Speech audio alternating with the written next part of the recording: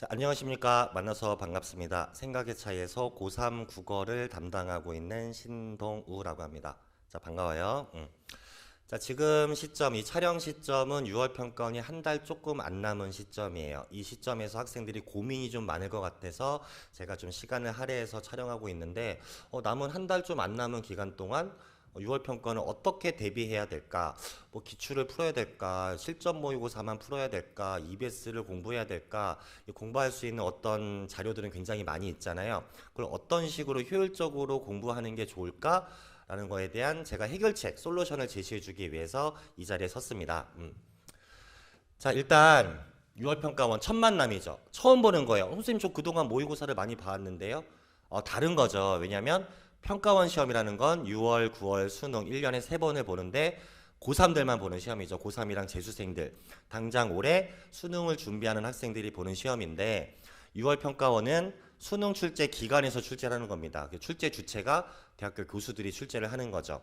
그래서 출제 주체도 다르고 수능 출제 기관에서 내는 거기 때문에 굉장히 중요하고, 또 재수생들도 N수생들도 포함해서 시험을 보는 그런 6월 평가원입니다. 그래서 이제 고3들끼리만 경쟁하는 시험이 아니라 N수생들하고 같이 보는 시험에다가 6월 평가원 성적을 가지고 2학기 때 학교 선생님들이 수시 상담을 하죠. 너는 내신이 이 정도인데 6월 평가원 국어, 영어, 수학 성적이 이 정도니까 이 정도 학교를 지원하는 게 좋겠어. 뭐 이런 상담들을 하기 때문에 6월 평가원이 수시 상담의 중요한 표지가 되기도 해요. 그래서 좀 중요하다고 생각을 하니까 학생들 입장에서는 시험 당일날 엄청나게 긴장이 될 거고, 그동안 또 1월부터 5월까지 수능 공부를 한 친구들은 내 성적이 어느 정도 나올까라는 어떤 설렘의 상황에서 설렘도 느껴가면서 6월 평가원을 맞이하게 될 겁니다. 또 국어가 몇 교시예요? 1교시니까 또 엄청난 긴장된 상태에서 국어 시험을 임하게 되잖아요. 그죠? 그래서 많이 좀 심리적으로, 정신적으로 많이 힘들 걸로 예상이 되는데, 그래서 제가 오늘 확실하게 공부 방법이라도 좀 안내해줘서 여러분의 긴장감을 좀 덜어줄까 합니다. 일단 고민이 많으실 거예요. 그냥 그동안 내 기출 공부 많이 했는데, 기출을 더 풀어봐야 될까? 사설 모의고사를 유평 대비해서 좀 어떤 사설 모의고사를 선택해야 될까? 뭐 EBS는 어떤 식으로 공부하는 게 좋을까? 이런 것들에 대한 고민들이 굉장히 많을 겁니다. 지금 한 달이 채 안 남았기 때문에. 자, 그럼 선택 과목부터 좀 말씀드리면, 화법과 작문의 경우는 언매에 비해서 쉽긴 하지만 쉬운 대신 학생들은 좀 지문이 좀 기니까 읽는데 좀 시간이 좀 많이 들고, 또 화작은 쉬우니까 학생들 입장에서는 다 맞아야 돼. 이거 무조건 다 맞아야 된다. 이런 압박감이 좀 있긴 해요. 그럼 이제 화작을 어떤 식으로 이제 공부를 해야 되냐면, 화작은 기출을 갖고 공부하는 게 좋습니다. 기출에서 유형이 있죠. 그 문제 유형이 최신 기출들이 계속 안정적으로 나오고 있어요. 그러니까 유형이 크게 바뀌지 않고 있거든요. 그래서 기출 문제집을 가지고 유형별로 공부하시는 게 좋아요. 유형별로 공부하는 거는 문제 유형이 있고요. 화법 같은 경우는 담화 유형이라는 게 있죠. 예를 들어서 토론, 토의, 뭐 협상 이런 것들이 있잖아요. 그죠? 발표, 강연, 연설. 이런데 혹시 공부돼 있나? 맨 첫 번째 나오는 건 뭐야? 그쵸? 발표, 강연, 연설이 나왔을 때 문제가 3개가 나오잖아요. 그러면 1번 문제는 항상 말하기 방식이 나오는데, 말하기 방식 문제는 내가 어떤 식으로 접근을 해야 될까? 그 다음에 그 청중이라는 게 있잖아요. 청중의 반응과 관련된 문제가 3번 문제 나왔을 때 청중의 반응과 관련돼서는 어떤 식으로 문제가 나오고 내가 어떻게 접근해야 될까? 화작 융합에서는 보통 토론 토의가 많이 나오는구나. 토론에서의 주된 내용일치의 출제 코드는 뭐고, 토의에서는 출제 코드는 뭐고, 협상에서의 출제 코드는 뭔가. 그래서 담화 유형별로 출제 코드를 좀 깨달아야 돼요. 이런 지문들이 보통 어떻게 선지화되는가. 그러니까 문제만 풀고 틀린 이유, 맞는 이유만 확인하는 게 아니라, 보통 이런 지문의 유형별로 내용이 나왔을 때 선지가 어떤 식으로 만들어지는지, 토론에서는 항상 어떤 내용을 가지고 선지를 만드는지, 이런 걸 좀 꼼꼼히 분석해서 자기가 원리를 좀 깨달아야 돼요. 토론은 보통 이렇게 내는구나. 토의는 이렇게 내는구나. 말하기 방식이 이렇게 내는구나. 그러니까 내가 어떻게 접근해야 될까를 면밀하게 분석해서 연구를 좀 해주셔야 됩니다. 그래서 화작은 유형별로. 그래서 그 유형이 나왔을 때 나만의 전략이 있으니까 빨리 반응해서 답을 구할 수가 있게 되는 거죠. 그죠? 그래서 일단 알고 공부해야 정답률이 높아지는 거 아니겠느냐라는 게 제 생각입니다. 그래서 유형별로, 문제 유형별, 담화 유형별로 어떻게 내가 풀어야 될까? 어떻게 출제되는가를 반드시 깨우치는 그런 학습이 돼야 되고, 뭐 언매에서 매체를 고민하는 친구는 그리 많지 않을 겁니다. 그죠? 문법은 언어와 관련돼서 문법과 관련된 거에 대한 고민들이 많이 있죠. 문법은 뭐야? 닥치고 국어에서는 유일하게 지식을 요구하는 게 바로 문법이잖아요. 그러니까 닥치고 개념 정리해야죠. 그죠? 그동안 공부했던 내가 1월 달에 문법 특강을 들었다. 그때 1월 달에 내가 완성했다. 아, 착각이죠. 인간은 망각의 동물이야. 그쵸? 시간이 지나면 다 잊어버려요. 그죠? 다 잊어버립니다. 그래서 내가 1월 달에 공부가 돼 있었어. 3월 달 학평은 잘 봤어. 나 이제 문법 잘한다. 하고 계속 반복 숙달을 하지 않으면 모의고사 볼 때마다 성적이 뭐하니? 떨어집니다. 그래서 문법은 한번 공부했던 거를 계속 반복해 주셔야 돼요. 최소 3, 4번 이상은 개념 학습이 반복적으로 이루어져야 됩니다. 그래서 겨울부터 문법 공부한 친구들은 개념에 대한 복습이 계속 이루어져야 되고, 그거를 이제 문제에 적용을 좀 많이 해봐야 되는데, 그거는 이제 기출 문제. EBS도 문제 괜찮아요. 그래서 기출과 EBS 문제를 풀면서, 문제를 풀 때는 그냥 답만 구하지 말고 틀린 부분이 있으면 이걸 내가 왜 틀렸을까? 그러면 내가 분명히 어느 개념 부분에서 빵꾸가 난 게 있을 거란 말이야. 그죠? 그래서 틀린 문제를 답만 뭐 이래서 틀렸구나만 가지 말고 그 부분과 관련된 개념 부분으로 돌아가서 다시 개념 정리를 하는. 그죠? 그래서 이거는 하는 만큼 성적이 비례해서 나오게 돼 있어요. 수능 국어에선 유일하게 지식 과목이기 때문에 반복 숙달하고 지식이 쌓일수록 성적이 오르게 돼 있는 거니까 열심히 개념 복습하고 문제 적용해보고 틀린 문제에 대한 원인을 분석해서 다시 그 부분에 대한 개념으로 돌아가는 이런 과정들을 거치면 되겠다라는 거죠. 그 다음에 이제 문학 같은 경우는 요새 문학이 어려워졌다고 하는데 문학 작품이 어렵진 않아요. 그러니까 왜냐하면 평가원은 EBS가 연계됩니다. 그러니까 그동안 교육청 모의고사에서는 연계 체감을 별로 못 받을 겁니다. 3월 학평 같은 경우는 우활가 정도 빼고는 연계를 안 했죠. 그래서 이제 문학 같은 경우는 이제 6월 평가부터 EBS가 연계가 된다. 그래서 현대시 2작품이 나오면 둘 중에 하나가 무조건 EBS 연계예요. 고전시는 보통 수필하고 융합적으로 많이 나오는 편이죠. 그러면 둘 중에 수필을 연계해 주는 경우는 거의 없어. 고전시를 좀 연계를 해주는 편인데 작년부터의 변화거든요. 시는 그대로 나오죠. 작품이 그대로 나올 거 아니에요. 근데 작품 정리만 내신식으로 시어의 상징성을 정리하고 표현법 정리하고 이런 공부는 크게 도움이 안 돼요. 중요한 건 뭐냐면 작년부터 뭐가 변화됐냐면 선지도 연계를 합니다. 선지도. 그러니까 똑같이 나오진 않지만 선지에서 나오는 맥락과 문맥과 의미가 되게 유사하게 나와요. 그래서 선지 플러스 심지어 그 해설지도 있죠. 해설지를 연계하는 경우도 있어. 그렇기 때문에 EBS 문학을 반드시 풀어보셔야 돼요.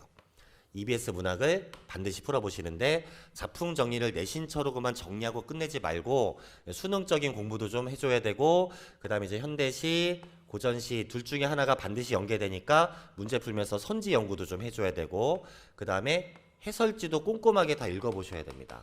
그래서 6월 평가원부터는 학평과 다르게 연계빠를 볼 수 있어요. 연계빠를 볼 수 있다고. 그래서 좀 공부 좀 해두셔야 됩니다. 선지 공부까지 해야 돼요. 선지 공부까지. 자, 현대소설, 고전소설은 시랑 다르게 이건 지문이 똑같잖아요. 시 내용을 바꿀 수는 없잖아. 근데 소설은 길잖아요. 근데 지문 연계를 안 합니다. 지문 연계를 하지 않는다. 그러니까 작품은 연계하는데 보통은 두 작품 중에 연계율이 50%니까 두 작품 중에 하나만 연계하는데 평균적으로는 고전소설을 더 많이 연계해주는 편이긴 해요. 근데 지문이 똑같지 않다는 거죠. 그러니까 그 지문을 달달달 내신식으로 정리해봐야 큰 의미는 없습니다. 그러면 어떤 식으로 공부하는 게 좋으냐? 뭐 EBS 문제 풀어보시고, 또 고전소설 같은 경우는 현대소설에 비해서 인물 간의 관계가 복잡하니까 현대소설까지 뭐 줄거리 정리할 시간 없으면 고전소설이라도 특히 뭐가 많은 거? 그렇죠. 인물수가 좀 많은 거 있죠. 인물수가 많은 작품들은 인물 간의 관계나 전반적인 스토리 정리를 해두면 내가 고시적인 내용이나 인물 관계를 알고 들어가니까 훨씬 수월하게 읽을 수가 있죠.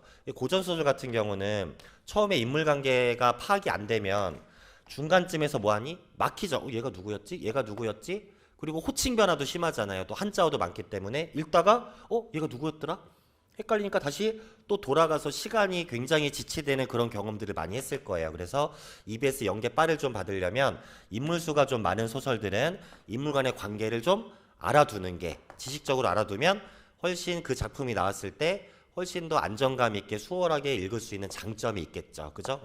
그 정도의 EBS 대비를 해주시면 되겠습니다. 그래서 정리하면 문학 같은 경우는 작품 정리, 시는 그대로 나오니까 작품 정리 쭉 한번 복습해 주시고, 소설 같은 경우는 현대 소설보다는 특히 고전 소설에서 인물수가 많은 거에 대한 관계 정리를 미리 좀 해두면 시험에 나왔을 때 그렇게 당황할 일은 별로 없다.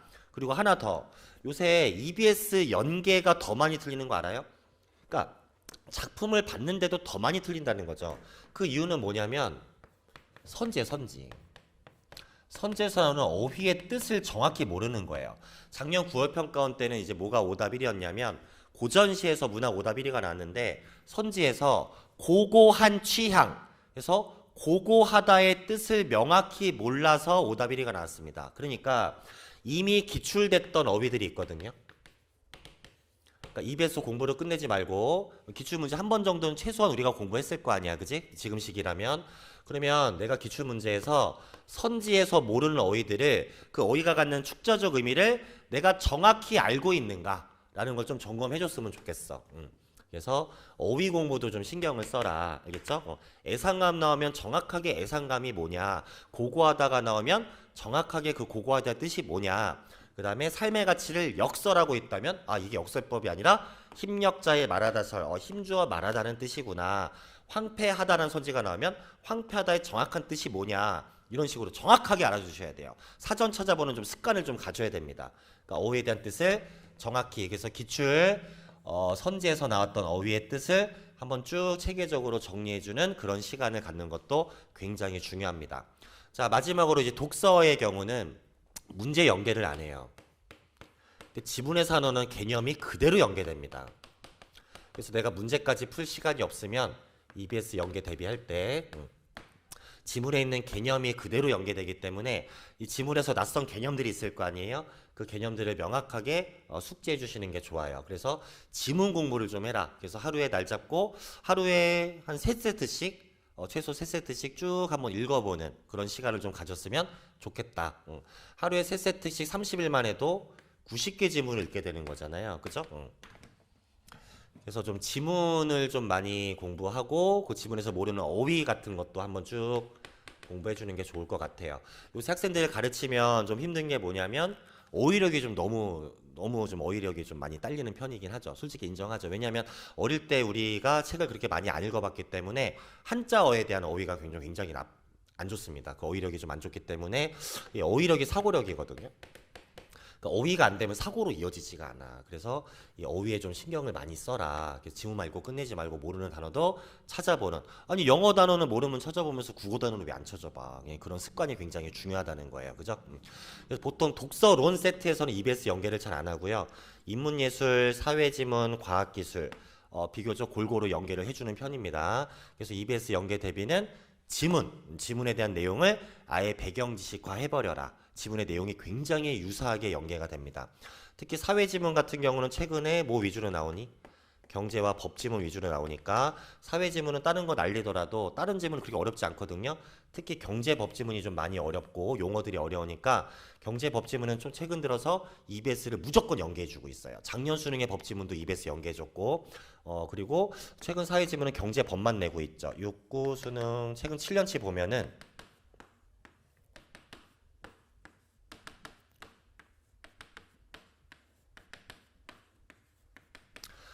경제법, 법경제융합법, 법법. 작년 6월 평가원 때 7년 만에 경제법지문을 안 내서 굉장히 쉬웠어요. 그리고 9월 수능 법지문을 냈죠. 그죠? 그래서 최근 이렇게 2년을 보면은 법지문이 좀 압도적으로 많이 나왔기 때문에 올해는 좀 경제지문이 중요하지 않을까. 내가 정말 시간이 부족하면 EBS 사회지문에서 경제지문 있잖아요. 거기에 나오는 개념들을 거의 사탐 공부하듯이 다 숙지해버리면 그 유사한 개념이 나왔을 때 훨씬 수월하게 읽을 수 있잖아요. 그죠? 당장 한 달 만에 국어 능력이 크게 커질 수는 없어요. 그렇기 때문에 내가 점수라도 좀 올리고 싶으면 6월 평가원부터는 EBS가 연계되기 때문에 연계 빠를 좀 받으려면 EBS 공부를 이런 식으로 좀 효율적으로 했으면 좋겠다. 그래서 EBS 공부 방향을 좀 얘기해줘서 6평 대비를 이렇게 했으면 좋겠다라는 게 제 말의 요지였습니다. 그리고 이제 6월 평가원이 끝날 거 아니에요. 그죠? 끝나고 나면 당장 등급컷부터 확인해서 내가 4등급이다, 2등급이다, 6등급이다 등급만 확인하고 끝나는 친구가 있는데 사실 등급 자체는 지금 큰 의미가 없죠. 그게 의미가 있는 건 언제예요? 수능 당일날 의미가 있죠. 그죠? 등급에 너무 신경 쓰지 말고 내가 예를 들어 78점이다. 그 상등급이다. 이 수치가 중요한 게 아니라 78점이면 마이너스 22점이잖아요. 그럼 마이너스 22점이 나온 그 이유를 분석해야죠. 어떤 유형에서 틀렸고 그 시험장에서 했던 그 과정들을 복기해 보는 거예요. 내가 여기 이 문제에서 왜 시간이 오래 걸렸고 해설 강의 들으니까 별것도 아니었는데 나는 시험장에서 왜 그거를 실시간으로 사고하지 못했을까? 그 원인을 잘 분석해 줘야 돼요. 그럼 내가 4등급이다. 이건 문제잖아요. 그 모든 문제에 뭐가 있어요?